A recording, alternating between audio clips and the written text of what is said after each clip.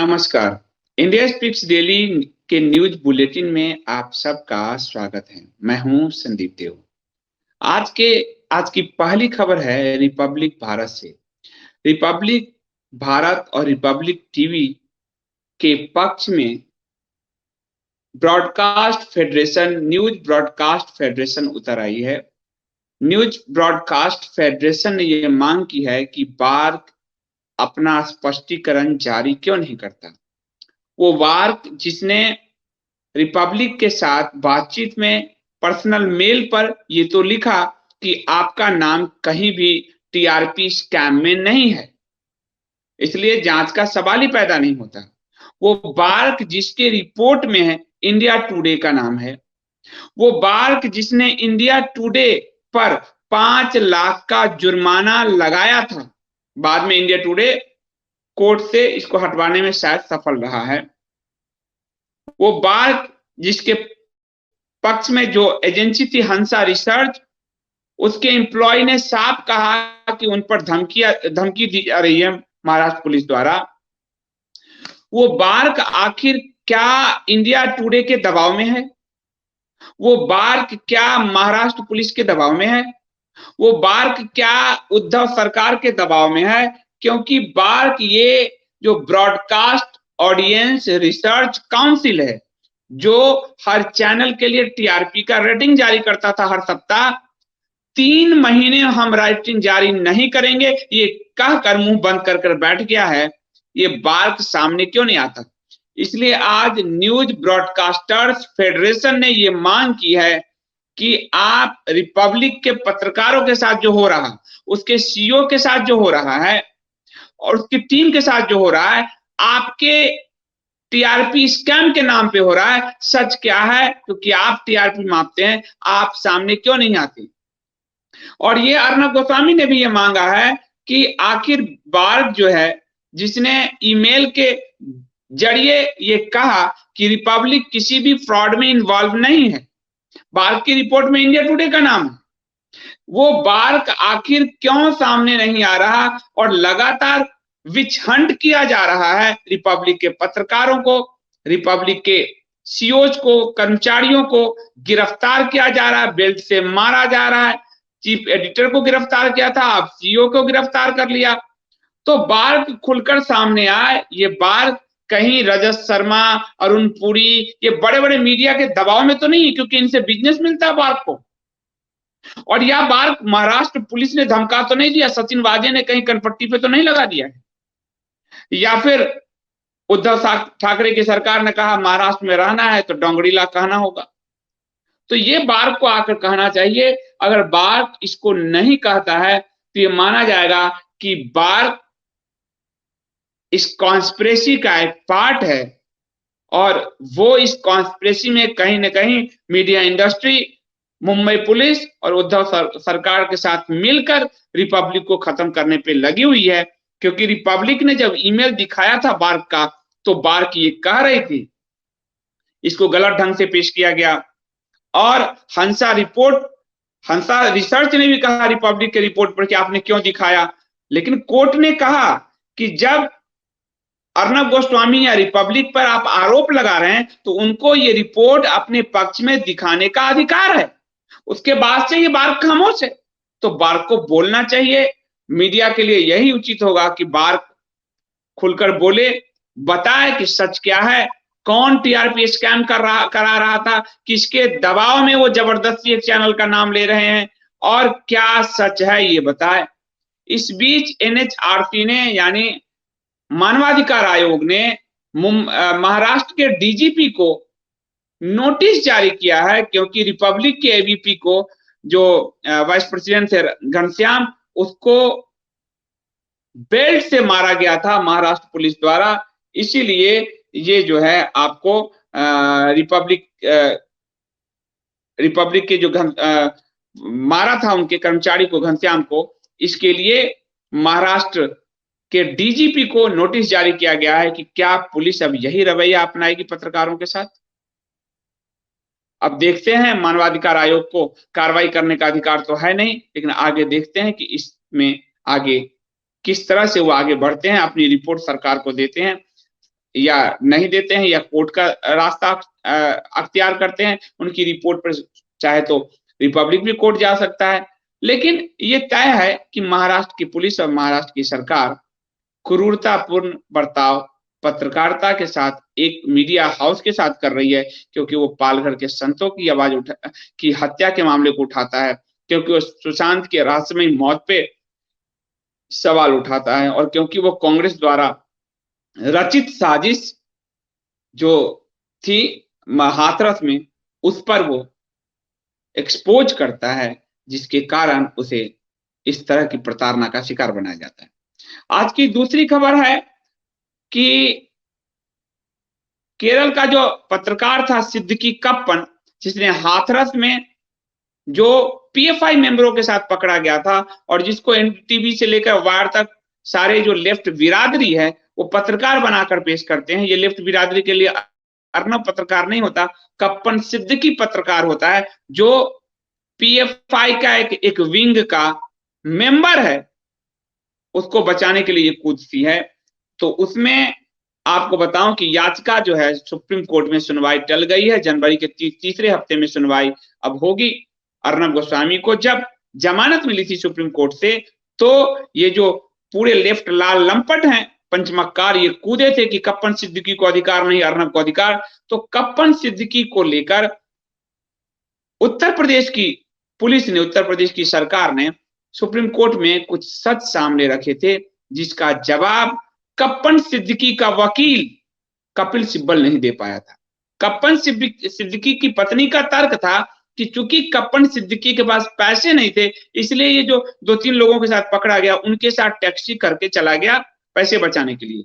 तो फिर कपिल सिब्बल जैसा महंगा वकील कैसे कर लिया तुमने? यही इस पंचमक्कारों के पाखंड का खुलासा होता है।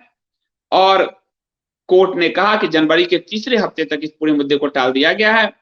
याचिकाकर्ता जो कप्पन सिद्दीकी है, उसके वकील कपिल सिब्बल ने यूपी सरकार के हलफनामे का जवाब देने के लिए समय मांगा था।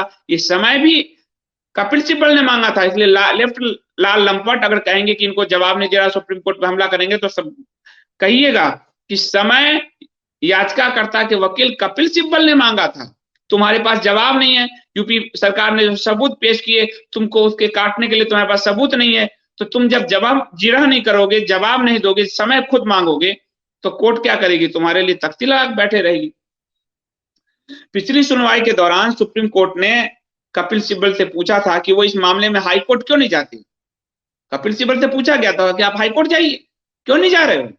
तो कपिल सिब्बल ने कहा कि नहीं, हम तो सुप्रीम कोर्ट में ही दाखिल करेंगे। तो सिब्बल ने याचिकाकर्ता के पक्ष में दलील दी थी कि उसके खिलाफ दाखिल एफआईआर में कुछ तथ्य नहीं है। इस पर यूपी सरकार ने सारे सबूत दे दिए। तब कपिल सिब्बल भागा और कहा कि हमको और समय चाहिए सबूत जुटाने के लिए। यूपी सरकार ने कहा था अपने हलफनामे में, उसे कप्पन के खिलाफ जांच में चौंकाने वाले तथ्य मिले हैं। सिब्बल ने कोर्ट में कहा था कि पूरी एफआईआर अंकित मूल्य पर नहीं है, एफआईआर में कुछ नहीं है, आप देखिए, हम जवाबी हलफनामा दाखिल करना चाहते हैं, हम पत्रकार की पत्नी और बेटी से याचिका दाखिल करने को कहेंगे। यहाँ यानी कि विक्टिम कार्ड खेलने के लिए उसकी पत्नी और बेटी को ये जो सारा पंचमक्कार गिरोह वापस लेकर आया था विक्टिम कार्ड खेलने के लिए, वही विक्टिम कार्ड सुप्रीम कोर्ट में कपिल सिब्बल ने खेला है। वहीं सुनवाई में चीफ जस्टिस एस.ए. बोबडे ने जर्नलिस्ट एसोसिएशन की ओर से कप्पन की ओर से याचिका दाखिल करने पर ऐतराज जताया था। पत्नी बच्ची पहुंच गई, उसके बाद एक केरल के जर्नलिस्ट एसोसिएशन को भी इन्वॉल्व किया गया। ये मक्कारों का इतना मकड़ जाल है कि आप समझ नहीं पाएंगे। और उन्होंने सिब्बल से यह भी कहा था कि क्या आप हमें कोई मिसाल दिखा सकते हैं जहां एक एसोसिएशन ने राहत की मांग करते हुए अदालत का रुख किया था? क्या अर्नब गोस्वामी के पक्ष में कोई पत्रकार एसोसिएशन पहुंचा? लेकिन वामपंथी हाथरस के कॉन्स्पिरेटर कप्पन, ये जो सिद्दीकी है, कप्पन सिद्दीकी कप्पन, इसके पक्ष में पत्रकारिता का एसोसिएशन भी कूद गया। इसलिए इस पंचमक्कारों के पूरे नरेशन को समझिए, तब आप इसको तोड़ पाएंगे। अब चीफ जस्टिस ने जब ये कहा तो कपिल सिब्बल ने कहा, मिलॉर्ड, हर मामला अलग अलग है। इनके मुंह से नकाब जो है उतरता चला जा रहा है। और इसके लिए जो है इसमें जो एसोसिएशन शामिल हुई थी उसका Kerala union of working journalist association शामिल हुई थी, लेकिन सुप्रीम कोर्ट ने आईना दिखा दिया। उत्तर प्रदेश की योगी सरकार ने सबूत पेश कर दिया। कपिल सिब्बत तब से डेट ही मांग रहे हैं, अब जनवरी में सुनवाई। आज की तीसरी खबर भी उत्तर प्रदेश से ही है, अयोध्या से है। अयोध्या में अब जो राम जन्मभूमि पर रामलला विराजमान का जो मंदिर बन रहा है भगवान श्री राम का, वो अब 70 नहीं 108 एकड़ क्षेत्र में बनेगा राम मंदिर। और योगी ने कहा कि वो अयोध्या को वैदिक सिटी बनाएंगे, यानी वो अयोध्या जहां से मानव सभ्यता की शुरुआत हुई, कोई सिंधु घाटी से नहीं हुई थी जो आपको पढ़ाया जाता है। आपको रामायण के विमर्श में, जो रामायण का मैं समाजशास्त्र बता रहा हूँ, journey with Sandeep Dev channel पर, यूट्यूब पर, उसमें आपको अयोध्या का पूरा भौगोलिक ऐतिहासिक व्याख्या मैंने दिया है, और भी वाल्मीकि रामायण से, कि मानव सभ्यता का जो पहला प्रस्फुटन हुआ वो अयोध्या में हुआ। और उस अयोध्या को इन लोगों ने झुठलाने का बहुत प्रयास किया। योगी जी उसे वैदिक सिटी बनाने जा रहे हैं। समूचे राम मंदिर परिसर को नए सिरे से विस्तार करने की योजना बनाई जा रही है। 70 एकड़ में फैले राम मंदिर का विस्तार अब 108 एकड़ क्षेत्र में किया जाएगा, और परिसर से सटे घरों और जमीन को खरीदने और दान में लेने की प्रक्रिया शुरू हो गई है, कि लोग चाहें तो पैसे लेके अपना घर दे दें या फिर दान में दे दें, ताकि वो भव्य पूरी दुनिया देखे भगवान राम के उस अयोध्या को, उस वैदिक सिटी को, मानव सभ्यता का जहां प्रथम प्रस्फुटन हुआ, स्वयं मनु ने जिसे बसाया, उस अयोध्या की भव्यता को लोग देखे। इसके लिए योगी सरकार ने पूरी प्रक्रिया को नए सिरे से करना आरंभ किया है, और परिसर से सटे आसपास के आवास और जमीन को खरीदने और दान में लेने की प्रक्रिया शुरू कर दी गई है। कमिश्नर, डीएम, एसडीएम, महापौर, नगर आयुक्त, रामकोट क्षेत्र के पार्षद सबने भौतिक निरीक्षण भी किया है, और परकोटे के बाहर 70 एकड़ का विकास दूसरे और तीसरे फेज में होना है। इसमें श्री राम जन्मभूमि तीर्थ क्षेत्र ट्रस्ट के कोषाध्यक्ष स्वामी गोविंद देव गिरी जी ने बताया कि वास्तु की दृष्टि से कोई भी प्लॉट चौरस होना चाहिए। अभी परिसर का प्लॉट उस प्रकार का नहीं है, इसलिए सारी दिशाओं में उसे चौरस बनाने की दृष्टि से काम किया जा रहा है। पूरा शहर मंदिर की तरह दिखे, ऐसा प्रस्ताव भी है कि पूरे शहर अयोध्या जो है मंदिर की तरह ही दिखे। कितना सुंदर है। जिस प्रकार का मंदिर बनेगा उसी प्रकार से शहर की इमारतों का निर्माण भी कराया जाएगा, ताकि एक भव्यता उस मानव समाज, प्रथम जो मानव समाज जहां प्रस्फुटित हुआ, उसकी वो भव्यता दिखे। और प्रशासन ये काम कर रही है। बाहर के रास्ते भी मंदिर के अनुरूप बनाए जाएंगे, और बाहर की बिल्डिंग मंदिर के प्रभाव को कम न करे, इस विषय पर जिला प्रशासन के आला अधिकारी जो है बैठक कर रहे हैं। और मंदिर और शहर के पुराने मंदिर और इमारत का जो प्रारूप है उस सब को एक भव्यता देने का प्रयास किया जा रहा है। और ट्रस्ट ने जो साफ कहा है कि किसी भी मंदिर में परकोटा दक्षिणात्मक शैली में बनता है, दक्षिणात्मक शैली में बनता है। यह सुरक्षा नहीं, मंदिर के निर्माण का मामला है। और ट्रस्ट के सदस्यों के बीच इस बात को लेकर मंथन हुआ कि सबसे पहले फाउंडेशन कैसे बने। इसको लेकर ट्रस्ट के सदस्यों ने अपनी धारणा दी, यानी ये एक भव्य आकार लेता जा रहा है और लेने वाला है, और एक सांस्कृतिक राजधानी के रूप में योगी आदित्यनाथ जी, योगी सरकार, मुख्यमंत्री स्वयं योगी आदित्यनाथ जी ने कहा है कि वह अयोध्या को एक सांस्कृतिक राजधानी, देश की सांस्कृतिक राजधानी के रूप में विकसित करने जा रहे हैं। ट्रस्ट ने अपनी मंशा बताई है, और गोविंद देवगिरी जी ने बताया कि सीएम योगी आदित्यनाथ की मंशा है कि अयोध्या वैदिक सिटी के रूप में विकसित हो और सांस्कृतिक राजधानी के रूप में इसे विकसित किया जाए। तो ये एक बहुत ही शुभ खबर है। अगली खबर आपको बताऊं कि कमल हसन ने अपनी जात दिखा दी है। कमल हसन, जिसको आपने इतना अच्छा एक्टर माना था, अपनी हरियाली जात उसने दिखा दिया है। तमिलनाडु में अटकलें लगाई जा रही है कि वह ओवैसी की पार्टी के साथ मिलकर चुनाव लड़ेंगे, 25 सीटों पर हाथ मिला सकते हैं। तमिलनाडु में जब रजनीकांत ने कहा मैं आध्यात्मिक राजनीति की शुरुआत करूंगा, तो आध्यात्मिक में तो सिर्फ सनातन ही है, बाकी तो सब तो कमल हसन ने वही दिखाने के लिए कि वो मजहबी राजनीति की शुरुआत करेगा, अपनी जात दिखाते हुए उसने असदुद्दीन ओवैसी से चुनाव लड़ने में प्लानिंग पर उनकी चर्चा हो रही है। मीडिया में ये खबर आ रही है। बिहार चुनाव में 5 सीट से जो जीता है ओवैसी, उसके बाद से कमल हसन बड़े खुश हैं कि वो एक हरे समुदाय के वोट को खींच लेंगे। और पश्चिम बंगाल विधानसभा में भी ओवैसी उतरने की तैयारी कर ही चुके हैं। अब कमल हसन के साथ तमिलनाडु में 25 सीटों पर दोनों चुनाव लड़ सकते हैं। ऐसे अटकलें हैं अभी कि ओवैसी की पार्टी ऑल इंडिया मजलिस ए इत्तेहादुल मुस्लिमीन कमल हसन की पार्टी मक्कल निधि मयप्पम के साथ हाथ मिला सकती है। और कहा जा रहा है कि एआईएमआईएम और एमएनएम मिलकर 25 सीटों पर चुनाव लड़ सकते हैं। तो एक और योजना बनाई गई है, एम फैक्टर हरे टिड्डों को साथ मिलकर चुनाव की प्लानिंग बनाने की योजना पर ये लोग काम कर रहे हैं। और बता दूं कि 2011 की जनगणना के अनुसार तमिलनाडु में 5.86% हरे-हरे हैं। और तमिलनाडु का जो वेल्लोर है, रानीपेट है, तिरुपत्तूर है, कृष्णागिरी है, रमन्नाथपुरम है, पुडुक्कोट्टई है, त्रिची, मदुरई और तिरुनेलवेली में हरियाली हरे टिड्डों की संख्या ज्यादा है। ओवैसी की पार्टी इन्हीं सीटों में चुनाव लड़ सकती है। कमल हसन की फिल्म आपने बहुत देख ली, उसके विभाजन की सोच अब आप देखिए। अगली खबर है, आपको बताऊं, ये खबर है एयर इंडिया के बारे में। एयर इंडिया को लगातार बेचने का प्रयास हो रहा है। पिछली बार सरकार ने उसके 75% शेयर बेचने चाहे थे, लेकिन कोई खरीदार नहीं मिला था। इस बार सरकार 100% शेयर बेचने का फैसला सरकार ने किया है।